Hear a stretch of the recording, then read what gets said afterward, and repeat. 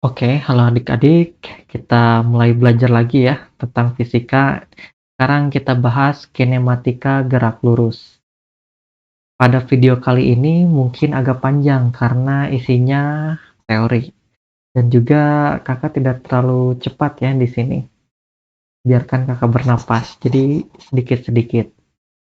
Ya, kita bahas kinematika gerak lurus. Kinematika dulu. Kinematika adalah ilmu fisika yang mempelajari tentang gerak tanpa diketahui penyebab geraknya. Pada bab ini, kita bahas dulu beberapa besaran yang digunakan. Yang pertama, besaran posisi. Kakak lambangkan dengan R.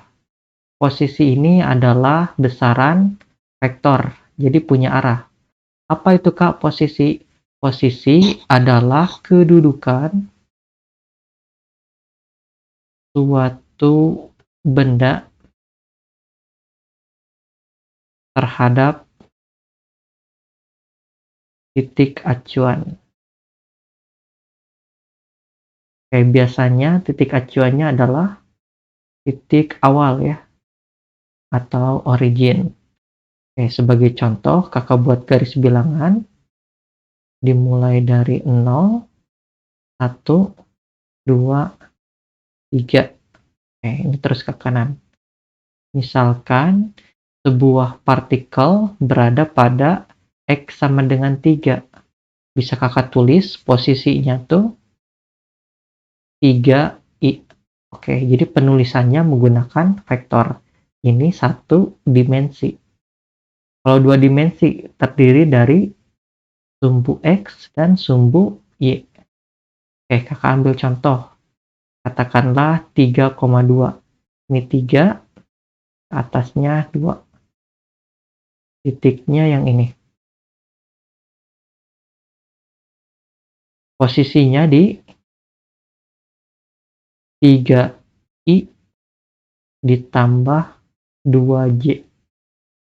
Nah, ini kalau dua dimensi. Kalau tiga dimensi, berarti ada 3 sumbu. Sumbu X, sumbu Y, sumbu Z. Kakak tuliskan aja vektornya. R sama dengan XI ditambah YJ. Jadi angkanya dimisalkan dengan huruf X, Y, sama Z ya. Z, K. Nah, ini adalah penulisan posisi. Ada kasus khusus untuk satu dimensi, biasanya nggak pakai R, tapi pakai X gitu. X sama dengan 3I. Ini besaran yang pertama, posisi. Besaran berikutnya adalah perpindahan. Kakak lambangkan dengan delta R. Apa itu Kak perpindahan? Perpindahan adalah perubahan posisi benda.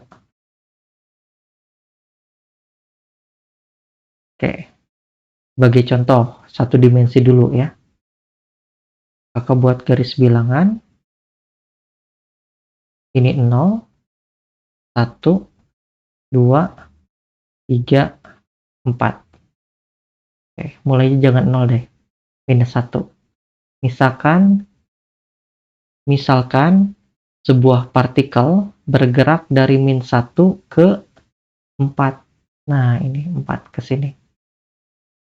Katakanlah posisi awalnya adalah X0 dan posisi akhirnya adalah X.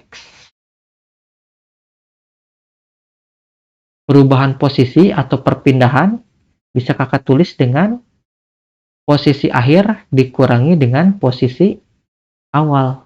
Gitu.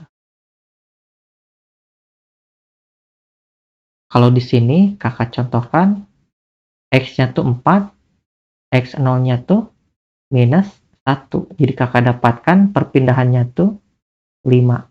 Nah, kasus khusus untuk yang satu dimensi. Ini kan satu dimensi ya. Untuk yang satu dimensi, delta R-nya bisa ditulis dengan delta X. Di mana delta X itu posisi akhir dikurangi dengan posisi awal. Kakak kotakin. Ini rumusnya ya. Tolong diingat. Ini adalah perpindahan pada satu dimensi. Kalau dua dimensi, oke, kakak gambarkan. Kalau untuk dua dimensi, yang ke kanan sumbu X, yang ke atas sumbu Y. Katakanlah suatu titik di sini. Ini X1, Y1. Dan posisinya di R gitu ya. R1. R1 itu sama dengan X1Y ditambah Y1Y. Oke, di sini ya, ini R1. Kemudian berpindah ke R2. Ini, di mana posisinya di X2, Y2. Atau kakak tulis dalam vektor R2 itu sama dengan X2Y ditambah Y2Y. Perpindahannya gimana? Perpindahan sama dengan posisi akhir dikurangi dengan posisi awal. Oke, jadi berpindahnya kayak gini ya. Nah, gitu. Atau kakak bisa tulis delta R-nya sama dengan X2Y ditambah Y2Y dikurangi X1Y ditambah Y2Y. Oh, Y2 harusnya Y1. Y1Y. Atau boleh kakak tulis jadi X2 dikurangi X1Y ditambah Y2 dikurangi Y1Y. Y topi. Atau boleh kakak tulis delta XI ditambah delta Y. Oke, ini adalah perpindahan di dua dimensi gitu. Ini vektornya. Kalau besarnya gimana, Kak? Besar perpindahannya. Oke, ini delta R dimutlakan atau panjang vektornya bisa kita cari dari delta X kuadrat ditambah delta Y dikuadratkan. Oke, ini kalau satu dimensi. Kalau tiga dimensi gimana, Kak? Ya sama. R2-nya apa, nak? X2Y ditambah Y2Y ditambah Z2K. Ini untuk R2. R1-nya X1Y ditambah X2Y ditambah Z1K. Kakak suka keliru, jadi tolong dimaafkan ya. Koreksi aja kalau kakak salah, nggak apa-apa. Ini Y1. Perpindahannya dengan cara yang sama ya, kakak dapatkan delta X I ditambah delta YJ ditambah delta ZK. ZK. Besar vektornya, oke, karena tiga dimensi ya hampir sama seperti dua dimensi. Delta X kuadrat ditambah delta Y kuadrat ditambah delta Z kuadrat. Oke, kakak kotakin karena ini rumus ya. Kakak kotakin.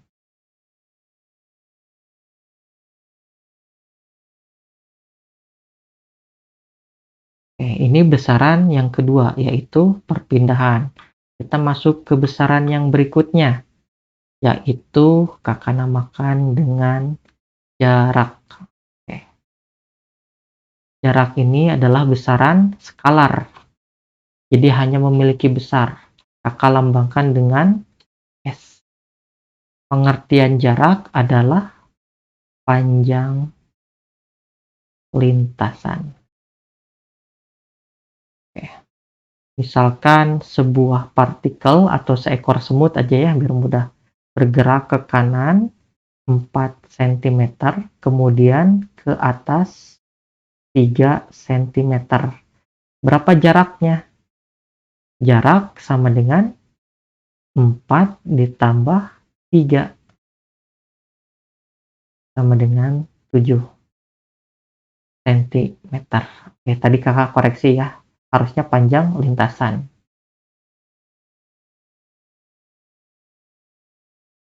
Kalau perpindahan gimana, Kak? Ya, perpindahan posisi akhir ke posisi awal. Nah, yang ini. Berapa, Nak? Kalau ini kan membentuk Pitagoras 3, 4, 5 senti. Berarti perpindahannya 5 sentimeter. Oke, kita masuk ke bahasan yang berikutnya, yaitu gerak lurus beraturan. Oke, Kakak singkat dengan GLB. Dalam GLB terdapat syarat ya, yaitu kecepatannya sama atau konstan dan tidak ada percepatan ya, percepatannya 0. Pada gerak lurus beraturan ada dua rumus, yaitu kelajuan sama dengan jarak dibagi dengan waktu. Oke, kasih keterangan Kak. Yang ini kelajuan, yang ini jarak, yang ini selang waktu. Nih, rumus yang pertama. Rumus yang berikutnya. Kecepatan rata-rata sama dengan perpindahan dibagi dengan waktu. Oke. Rumusnya mirip ya, tapi besarannya ini berbeda. Ini namanya kecepatan rata-rata. Yang ini perpindahan. Yang ini selang waktu. Waktu aja ya. Contoh, misalkan seseorang bergerak ke kanan 6 meter, kemudian ke atas 8 meter. Oke. Dari sini kita bisa menentukan jaraknya ya. Jaraknya sama dengan 6 ditambah 8 sama dengan 14 meter. Sedangkan perpindahan posisi akhir dikurangi dengan posisi awal. Ini membentuk Pitagoras juga ya, siku-siku. 6, 8, 10. Perpindahannya 10 meter. Misalkan juga ya, waktu yang orang ini tempuh adalah 10 detik. Oke. Untuk mencari kelajuan, jarak dibagi dengan waktu. Jaraknya 14, waktunya 10. Sama dengan 1,4 meter per detik. Untuk kelajuan rata-rata, perpindahan dibagi dengan waktu. Perpindahannya 10, waktunya juga 10. Oke, yang ini meter, yang ini detik ya. Jadi Kakak dapatkan 1 meter per detik. Oke, ini untuk GLB. Berikutnya, gerak lurus berubah beraturan. Oke, Kakak singkat dengan GLBB.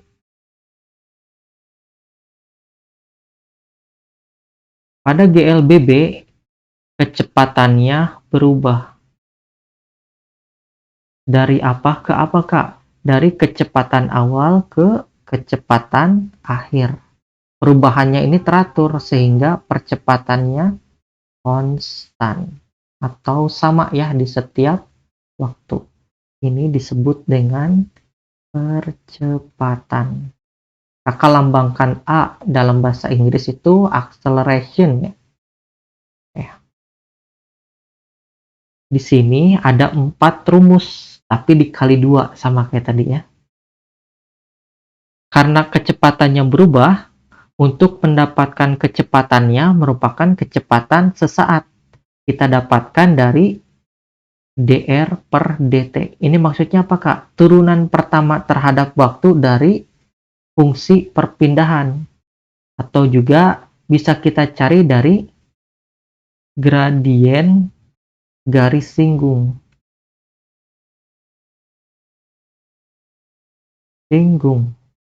Dari fungsi perpindahan. Kita kotakin lah ya. Jadi karena kecepatannya berubah, yang kita gunakan adalah kecepatan sesaat. Itu untuk yang vektornya. Tapi ini juga boleh kita gunakan untuk kelajuan ya. Kelajuan.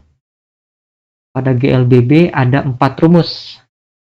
Rumus yang pertama, Vt sama dengan V0 ditambah A dikalikan T.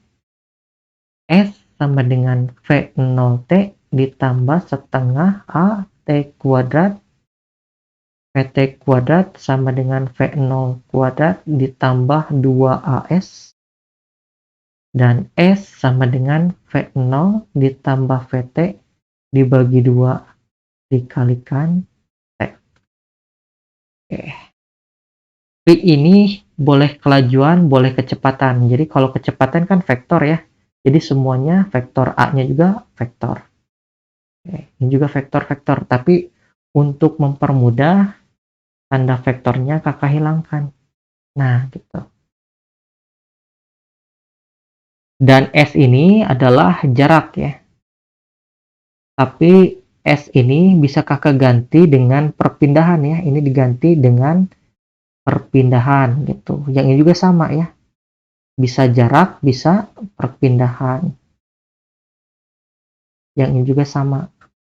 Bedanya apa sih, Kak?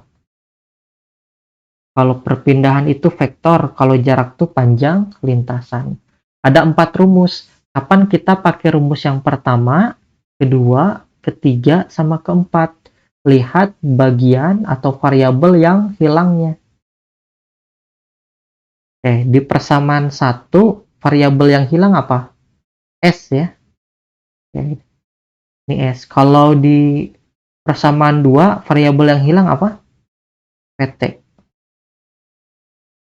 Oke, kalau di yang ketiga, variabel yang hilang adalah waktu. Dan rumus keempat, variabel yang hilang adalah percepatan. A. Coba kita contoh ya. Contohnya, nggak usah contoh ya, nanti lagi aja ya. Kalian bisa lihat contohnya di pembahasan Smart di playlist, ada di deskripsi di bawah. Tolong dicek ya. Karena kakak skip dulu untuk contoh. Sekarang kakak bahas kecepatan relatif.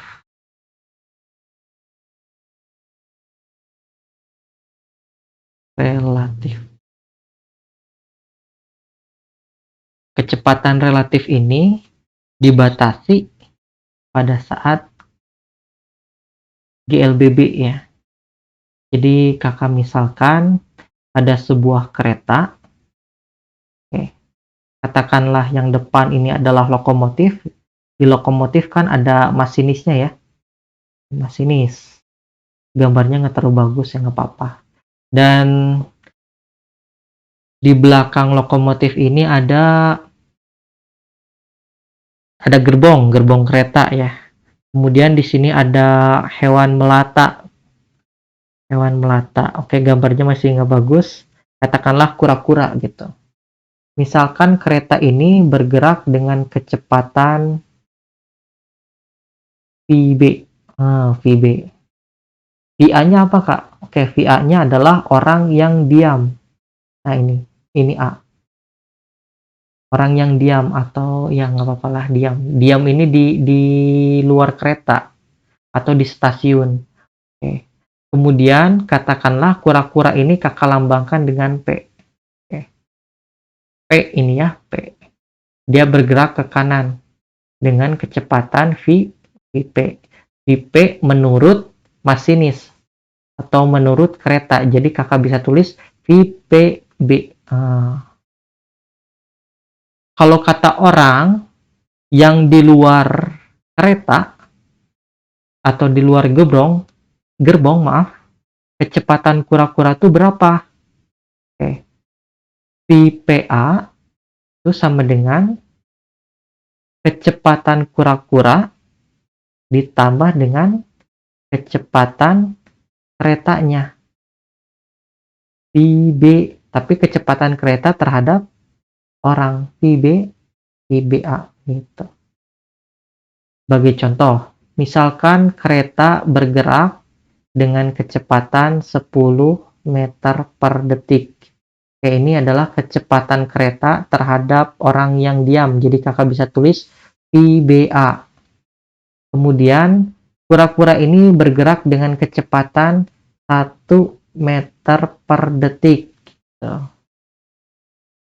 Jadi kalau kata orang yang diam di luar kereta, kecepatan kura-kura itu sama dengan kecepatan kura-kura terhadap gerbong ditambah kecepatan keretanya.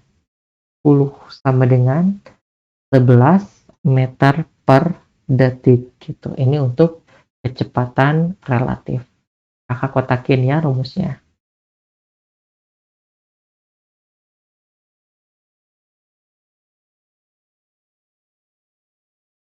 Oke.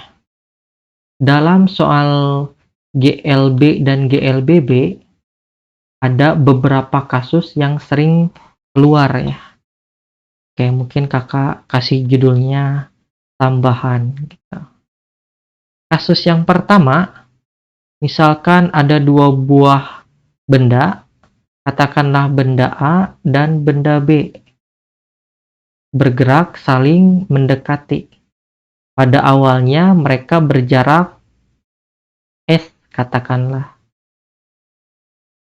Jika mereka berangkat pada waktu yang sama, artinya waktu yang ditempuh A sama seperti waktu yang ditempuh B, sama dengan T dimisalkan. Oke. Karena mereka bergerak saling mendekati, maka pada suatu waktu mereka akan bertemu ya di suatu titik. Setelah A menempuh jarak sebesar SA dan B menempuh jarak sebesar SB.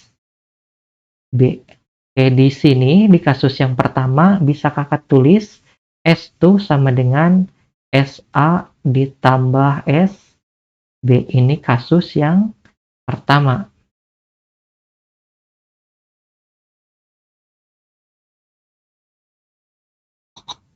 Kasus yang kedua. Jika A dan B bergerak dari titik yang sama, yang ini A ya, ini B. Nah, bergerak pada titik yang sama. A bergerak dengan kecepatan tertentu, katakanlah VA. Di mana VA itu sama dengan, bukan sama dengan, tapi lebih besar atau lebih kecil ya. Lebih besar atau lebih kecil, kakak ambil kasusnya yang lebih kecil daripada VB. VB. Misalkan VA-nya tuh adalah 2 meter per detik, sedangkan VB-nya tuh 5. Namun A ini bergerak lebih dulu. Oke. Bergerak lebih dulu. Dan B lebih terlambat atau lebih telat. Karena B ini lebih cepat, ya benar ya? Karena B-nya lebih cepat, maka suatu waktu mereka akan bertemu. Oke. Jika benda A bergerak, katakanlah X detik lebih dulu dari B, maka TA sama dengan X ditambah TB gitu. Mungkin ini catatannya ya. Waktu yang dialami A tuh lebih banyak X detik dari waktu yang ditempuh oleh B, maka TA itu lebih besar gitu ya. TA waktu yang ditempuh oleh A. Oke, ini untuk waktunya. Tapi untuk jaraknya gimana, Kak? Yang A bergerak dengan atau bergerak menempuh jarak SA, sedangkan B menempuh jarak SB. Di sini kita bisa dapatkan SA tuh akan sama seperti SB. Ini kasus yang kedua. Kasus yang ketiga. Kasus yang ketiga, jika katakanlah A gitu ya, bergerak ke kanan, kemudian di depannya ada B, yang jaraknya S gitu, yang jaraknya S dari A. Misalkan B ini bergerak dengan kecepatan yang lebih lambat daripada A, sehingga pada suatu waktu A akan menyusul ya di suatu waktu atau di satu titik. Ini kakak perjelas. Nah, ini. Yang A akan menempuh jarak dari sini ke sini. Katakanlah S A. Sedangkan B akan menempuh jarak dari sini ke sini. S B. Atau bisa disimpulkan SA itu sama dengan S ditambah SB, di mana S adalah jarak awal mereka terpisah. Ini kasus yang ketiga. Untuk waktunya bisa kita gunakan yang ini ya. Jika A bergerak X detik lebih dulu dari B. Tapi kalau mereka bergerak di waktu yang sama, kita gunakan yang ini. TA sama dengan TB, sama dengan T, dimisalkan dengan T. Oke. Ini kasus yang cukup sering keluar di soal-soal GLB dan GLBB. Berikutnya kita akan bahas tentang gerak vertikal.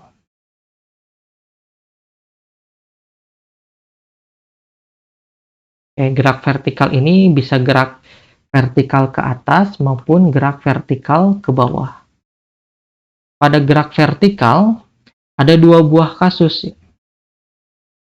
Kasus yang pertama bergerak dari tanah gitu ya, ke atas, kemudian turun ke bawah. Ini kasus yang pertama. Kasus yang kedua, kakak kasih panah ke atas. Nah, gitu ya. Ini V0-nya. Kasus yang kedua, bergerak dari atas gedung, dari sini. Nah, atas. Gerakannya sama. Di mana gedungnya memiliki ketinggian, katakanlah Y0. Nah, ini ketinggian awal. Kalau di sini, kasus yang pertama, Y0-nya sama dengan 0. Di antara dua kasus ini memiliki kesamaan, yaitu ketika di puncak, Pi-nya sama dengan 0. Yang juga sama ya. Pi-nya sama dengan 0. Dan percepatan gravitasi selalu ke bawah. Karena gerak vertikal adalah gerak diperlambat beraturan, ataupun bisa dikatakan gerak dipercepat beraturan. Maka ini kita gunakan rumus GLBB yang ada 4 tadi ya. Hanya saja ada sedikit perbedaan. Oke, kita lihat perbedaannya. Rumus yang pertama, VT sama dengan V0 dikurangi G dikalikan T. Kenapa negatif, Kak? Karena G itu selalu ke bawah, maka kakak kasih tanda negatif. Oke, yang kedua, mirip kayak yang GLBB. S sama dengan V0T. Kalau di sini, Y dikurangi Y0 sama dengan V0T dikurangi setengah GT kuadrat. Oke, yang ini dinamakan perbedaan ketinggian. Karena pada kasus yang pertama Y0-nya sama dengan 0, jadi kakak bisa tulis Y dikurangi Y0 kan Y. Nah, Y. Y ini adalah ketinggian akhir. Oke, yang berikutnya, VT kuadrat sama dengan V0 kuadrat dikurangi 2GS ya harusnya. Tapi GS-nya S-nya kakak ganti. Jadi, Y dikurangi Y0. Karena Y0-nya sama dengan 0, oke yang ini, Y dikurangi 0 kan nggak kerasa. Jadi kakak bisa tulis 2GY aja udah cukup. Oke. Yang berikutnya, yang keempat, nggak perlu karena kita sudah tahu nilai G. Oke, nilai G ini biasanya ada dua ya. G itu sama dengan 10 meter per detik kuadrat atau G-nya sama dengan 9,8 meter per detik kuadrat. Bergantung pada soal. Tapi kalau di soal tidak disebutkan nilai G-nya, kita ambil yang mudah. Nah, yang 10. Oke. Ini untuk kasus yang pertama. Untuk kasus yang kedua, sama VT sama dengan V0 dikurangi G dikalikan T. Berikutnya, Y dikurangi Y0 sama dengan V0T dikurangi setengah GT kuadrat. Oke, Y0-nya pindah ruas ke kanan. Jadi kakak bisa tulis Y itu sama dengan Y0 ditambah yang ini. Oke, yang ketiga gimana? VT kuadrat sama dengan V0 kuadrat dikurangi 2G delta Y. Y dikurangi Y0. Oke, ini rumus untuk gerak vertikal. Untuk contohnya sudah kakak buatkan, linknya bisa dilihat di deskripsi. Mungkin itu aja untuk pertemuan kali ini. Terima kasih telah menyimak. Jika ada saran untuk kakak, jika ada kesalahan, boleh dikoreksi di kolom komentar. Mungkin itu aja dari kakak. Sekian dari kakak. Wabillahi taufiq walhidayah. Wassalamualaikum warahmatullahi wabarakatuh.